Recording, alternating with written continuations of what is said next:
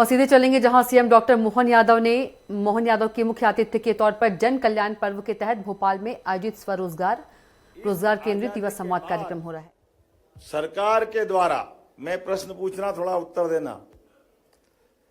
बहनों के लिए किस सरकार ने सबसे बड़ा कदम उठाया है, कोई बताएगा?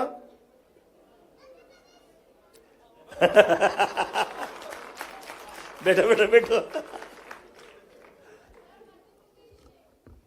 क्या किया सर? लाडली बहना। चलिए, हो गया। जोरदार ताली बजा दो, एक बार तो हो गया है। अब इसके अलावा मैंने कहा, केंद्र सरकार में नरेंद्र मोदी जी की सरकार ने ऐतिहासिक रूप से निर्णय लिया है, वो इस देश की एक तरह से राजनीति बदलेगा। ऐसा कोई निर्णय बता सकते हैं? अब दूसरों को दे दो माइक बेटा, कौन बताएगा? हाँ, ये जरा बच्चे बहुत देर से उठा रहे हैं, इनको भाइयों को दे दो।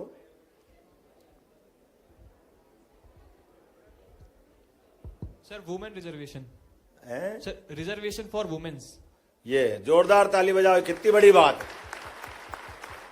महिला आरक्षण पार्लियामेंट में, असेंबली में 33% आरक्षण। और बड़ी बात क्या, ये जो अभी हमारी जितनी लोकसभा विधानसभा है वो तो रहेगी, लेकिन इनके अलावा इन पे प्लस कर दिया 33%। यह है मोदी जी की सरकार बहनों के लिए काम करने का सबसे बड़ा निर्णय।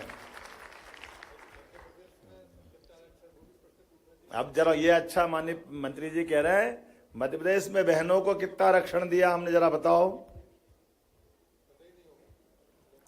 कौन बताता है? अब दूसरा कोई बताओ, जिनने नहीं बताया वो बताओ। 35%। जोरदार अभिनंदन करो इनका। क्या नाम आपका? राजुल कुशवाहा, राजुल कुशवाहा। अच्छा, बहुत अच्छा, धन्यवाद। अच्छा, अब ये अपन राजनीति से बाहर आए कि अंदर ही जाए, बताओ क्या मत है? जो राजनीति नहीं पसंद करता वो हाथ खड़े करो, शर्माओ मत। जो राजनीति पसंद करते वो हाथ खड़े करो। अच्छा, उल्टा बोल रहे हो, मेरे को तो समझ में नहीं आ रहा है। नहीं पसंद करने वाले भी बहुत कम हाथ उठ रहे हैं और पसंद करने वाले बहुत कम है, तो बाकी क्या करने वाले बैठे हैं?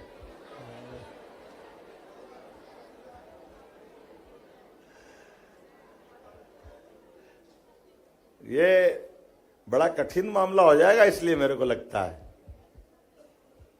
अपने बीच में।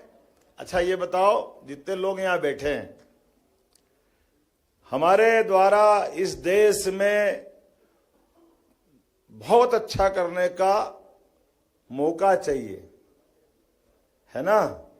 तो मौका चाहिए तो किस किस प्रकार से मौका मिलता है आपके हाथ में पावर आने का, कौन बताएगा? अरे बहुत अच्छा, अब जो इन्होंने उठाया उनको उठाने दो। हाँ, इनको दो माइक।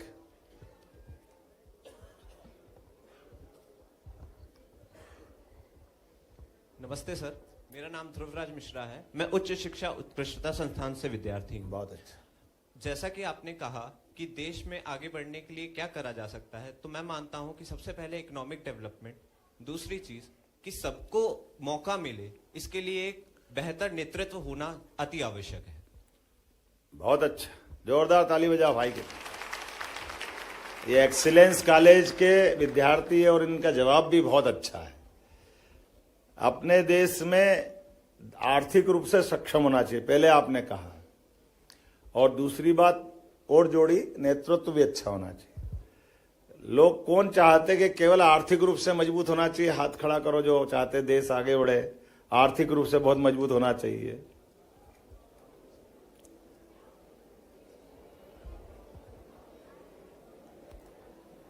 चलिए, बहुत अच्छा। और देश का नेतृत्व मजबूत होना चाहिए, इसके लिए हाथ खड़ा करो। बहुत अच्छा।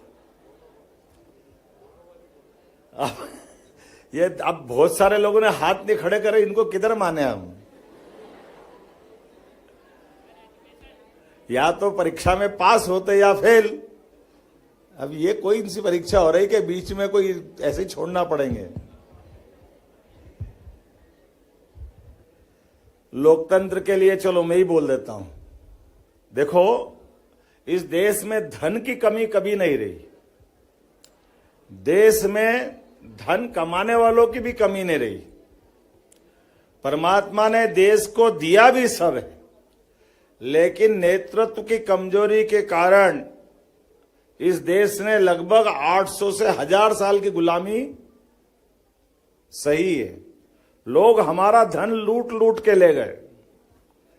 तो अपने उस अतीत के सबक को धारण करके भविष्य में देश दोबारा कभी गुलाम न बने, इसका संकल्प करना चाहिए कि नहीं करना चाहिए? कौन कौन तैयार है? अपने हाथ खड़े कर बताओ।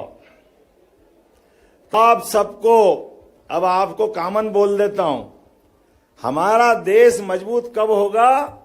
जब हम अपने लोकतंत्र में विश्वास करेंगे, अपने वोट का सदुपयोग करेंगे। ये वोट के उपयोग के लिए चंद्रशेखर आजाद, भगत सिंह, मंगल पांडे, शिवाजी, महाराणा प्रताप, पृथ्वीराज सिंह चौहान से लेकर के लंबी शहीदों की मालिका है। इनने सबने सपना देखा कि देश आजाद होना चाहिए, देश की ताकत देश के पास में होना चाहिए।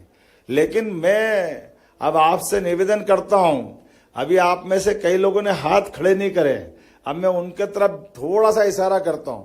आने वाले समय में आप सब, जब आपको मताधिकार का मौका मिले, कोई मत छोड़ना और बराबर हिसाब करना कि हम अपने मेहनत का, अपने परिवार के लोगों का, अपने गांव की ताकत का इस देश के साथ सदुपयोग करना चाहते तो लोकतंत्र में जरूर हिस्सा लोगों बोलो लेंगे कि नहीं लेंगे?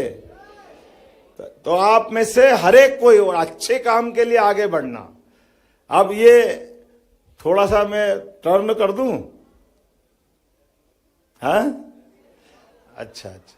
ये अपने उच्च शिक्षा विभाग में हम सब अपनी अपनी डिग्री करने आए हैं, और डिग्री करने के बाद नौकरी कौन कौन करने वाले नहीं, हाथ खड़े करो। जिनने तय कर लिया कि नौकरी नहीं करेंगे, एक को माइक दो भाई। ये जो इधर से, हाँ देव जरा माइक वाले, जरा आपकी इनसे दोस्ती ज्यादा है क्या? हमारे उधर वाले हाथ खड़े कर देख ही नहीं रहो।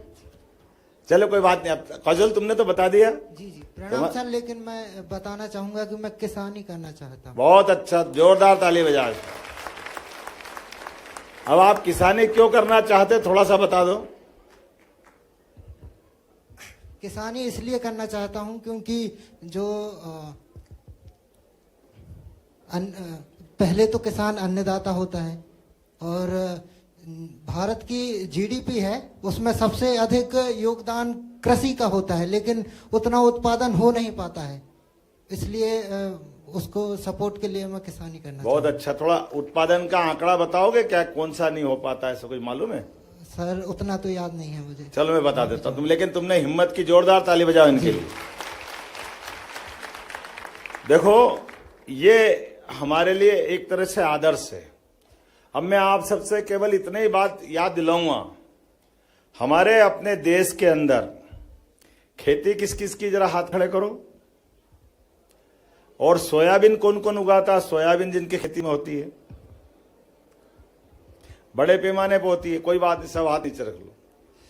ये जो खेती की बात आ रही, मैं इसलिए इसको दोहराना चाहता हूं कि खेती के अंदर क्यों खेती करना चाहिए, हम उच्च शिक्षा का सदुपयोग कैसे कर सकते हैं।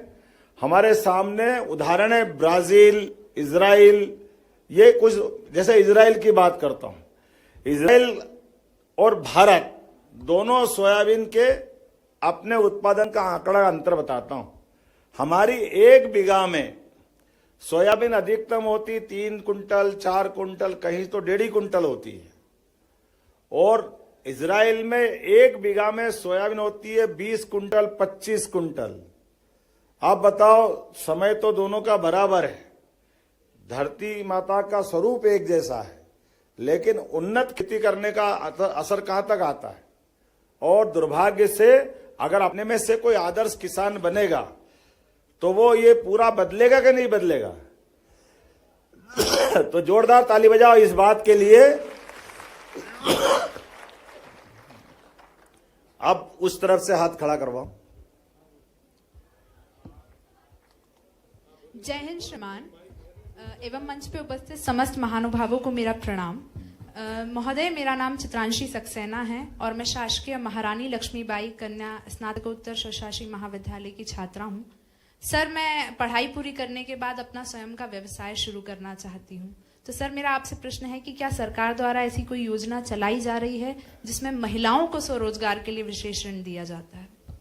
ये जितने भी प्रकार के ऋण दे रहे हैं, मैं आपको गारंटी से कह सकता हूं सबसे ज्यादा बहनों की प्राथमिकता के लिए है। शासन की जितनी योजना है, अभी 25-25 लाख के यहीं से दिए हैं। और एक बात, लाडली बहनों की राशि भी आप ही के हाथ में दे रहे हैं, भाइयों के हाथ में नहीं दे रहे। लेकिन मैं आपसे